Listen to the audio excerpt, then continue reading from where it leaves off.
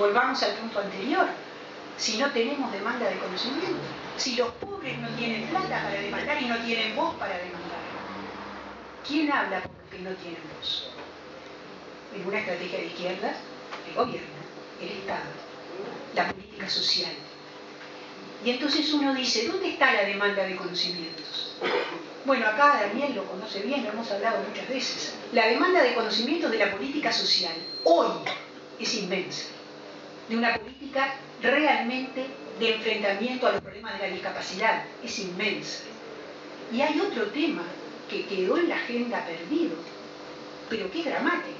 El otro día Juanjo Calvo, un gran demógrafo, decía que en 2040-2050 la población de mayores de 85 años va a llegar a los 250.000 y que o empezamos ya el Sistema Nacional de Cuidados o en 2040-2050 no se va a saber qué hacer en el Uruguay. Y yo pregunto, ¿el Sistema Nacional de Cuidados no tiene requerimientos científico-tecnológicos? ¿Cómo los vamos a afrontar? ¿Importando? ¿Cuál va a ser el déficit de la balanza comercial que vamos a generar si importamos?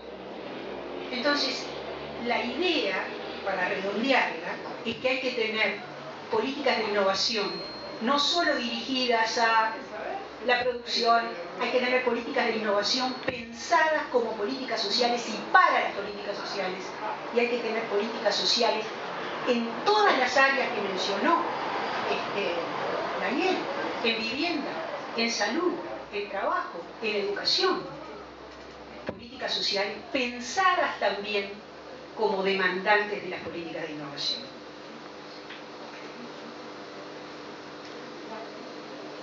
Yo quisiera decir además que pensar las políticas de innovación como políticas sociales y las políticas sociales como políticas de innovación como guía estratégica de una transformación que además nos podría hacer a los uruguayos, ahora que se habla tanto de perfiles, tener un perfil muy maravilloso, que es el perfil de con innovación endógena resolver problemas de manera eficiente y a bajo costo, que son válidos para Uruguay, pero son válidos para toda África y válidos para casi toda Asia. Si nuestros problemas son los problemas de la gente que tiene pocos recursos y tiene que innovar en condiciones de escasez, y vaya si nosotros sabemos hacerlo. Pero lo que quiero decir es que es una forma importante de convocatoria a la solidaridad. Y no hay un gobierno de izquierda que sobreviva sin solidaridad. Y a la solidaridad hay que darle espacios concretos. Y el de la innovación para la inclusión social, es un espacio muy importante de solidaridad donde todos pueden estar convocados. Yo tengo tantos ejemplos que no se los voy a contar. Pero créanme que no estoy hablando de utopías, estoy hablando de cosas muy concretas, particularmente en el área de la salud. Y para terminar, quisiera comentarles una cosa que para mí es muy significativa. Albert Hirschman es uno de los grandes de la teoría del desarrollo.